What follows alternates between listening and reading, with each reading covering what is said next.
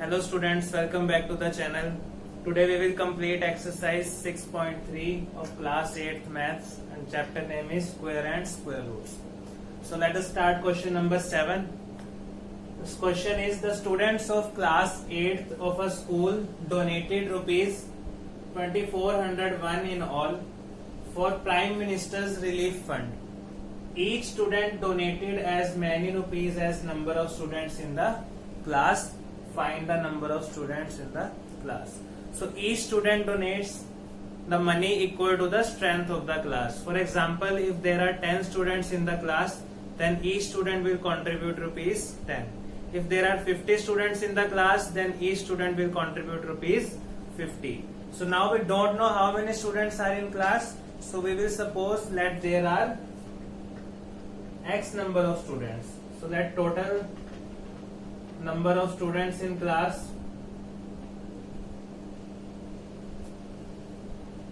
is X. So total number of students in class is X. So money donated by each student will be rupees X. So contribution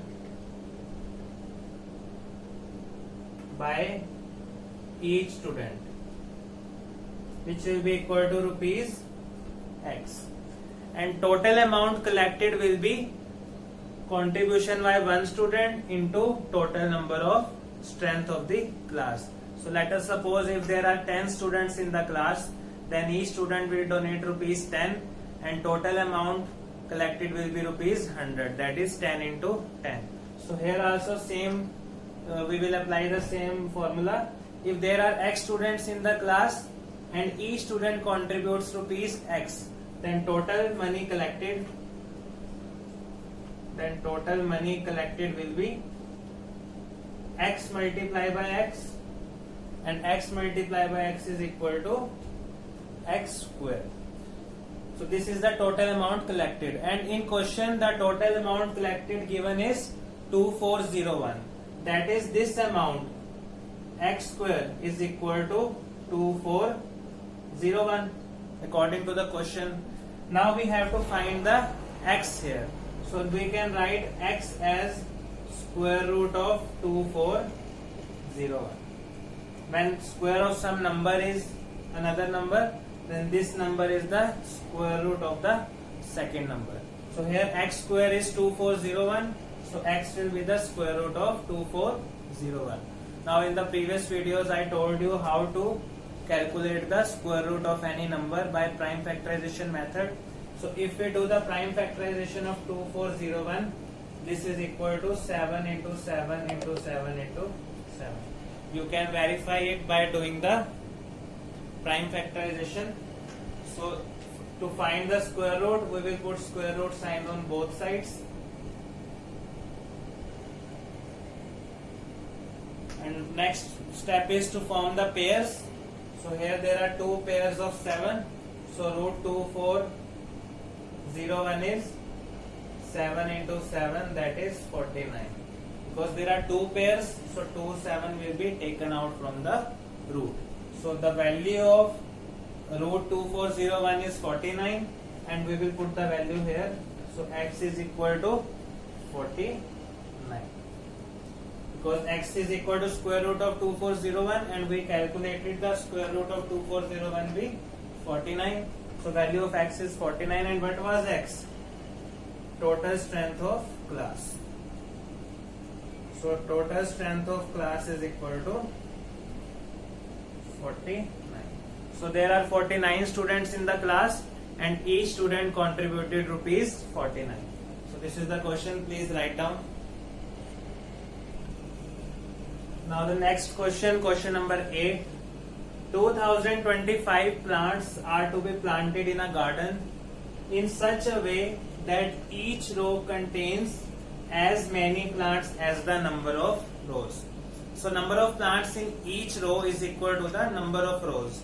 For example, if there are 3 rows, and so if there are 3 rows, then number of plants in each row will be 3. And total number of plants are 3 into 3, that is 9. if there are suppose 5 rows and in each row there will be 5 plants, 1 2 3 4 5,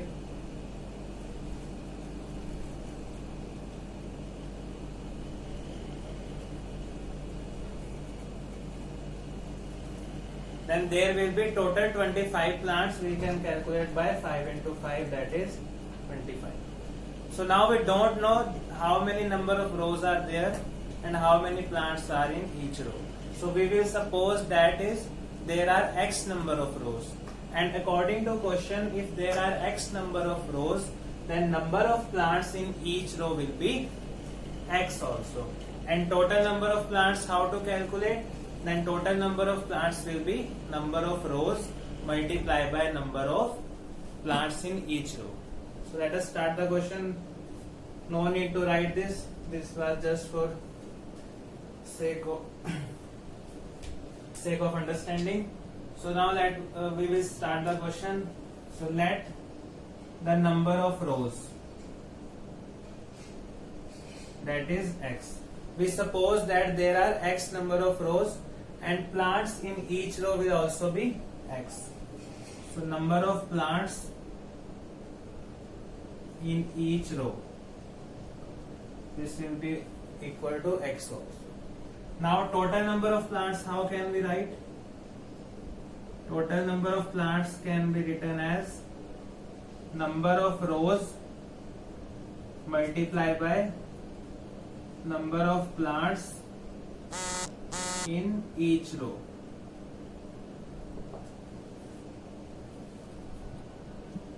So total number of plants will be number of rows into number of plants in each row. And how many rows are there? X. And how many plants in each row are there? This is also equal to x. That is x multiply x, which is equal to x square. So total number of plants is equal to x square. Now see the question. We are given that there are 2025 plants in all. So we get the answer x square. So according to question, this total number of plants, that is x square, should be equal to 2025. So we will equate x square is 2025, and now we have to calculate the value of x. So x will be square root of 2025, and you know how to calculate the square root of 2025. So this is the task for you.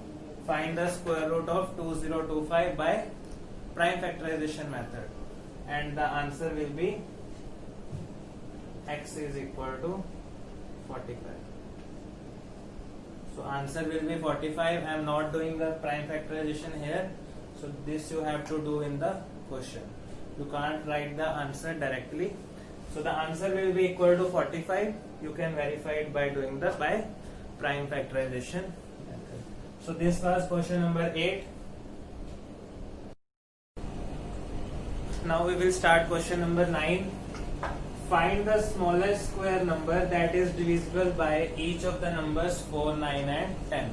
So in this question we have to find the smallest perfect square number which is divisible by 4, 9 and 10.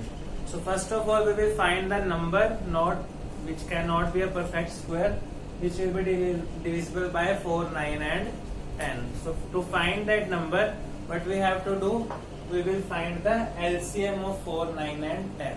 So LCM is the least common multiple which will be divisible by all of these three numbers. So let us find the LCM first. 4, 9 and 10. So find LCM here.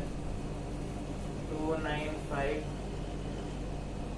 2195, 3135,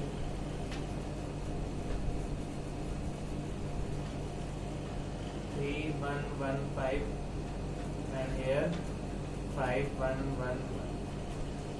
So 180. So this will be the LCM here. 2 into 2 into 3 into 3 into 5. So on multiplying, the answer is 180. So this is the least multiple of 4, 9 and 12. But now we can see that 180 is not a perfect square. So we have to find smallest square number. But this is not a square number. That is 180 is not a perfect square. So we have to make this number a perfect square. So how we will make it perfect square? We will multiply both sides by that number which is not making pair. So here we can see that there is pair of 2, there is pair of 3, but 5 is not in pair. So we will multiply both sides by 5. So 5 is not in pair. So multiply both sides by 5. So multiply both sides by 5. So 2 into 2 into 3 into 3 into 5 into 5. And on the right hand side it will be 180 into 5. So this will become 900. So 900 is the smallest square number which is divisible by 4, 9 and 10. 900 is the smallest square number which is divisible by 4, 9 and 10. So in these cases we first find the LCM of the given numbers, and if it is not a perfect square then we make it perfect square by multiplying both sides by that number which is not in pair. So this was question number 9. Now the last question of the exercise. This is same question as question number 9.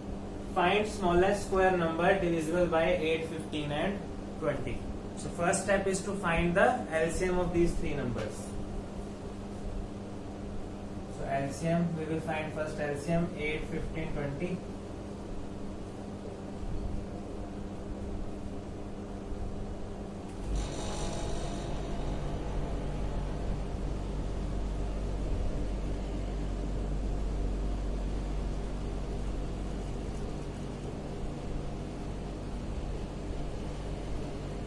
So what is the LCM here? LCM is 2 into 2 into 3 into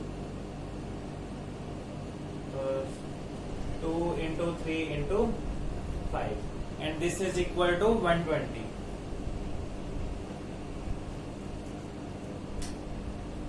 So now we can see that we have to form the pairs here.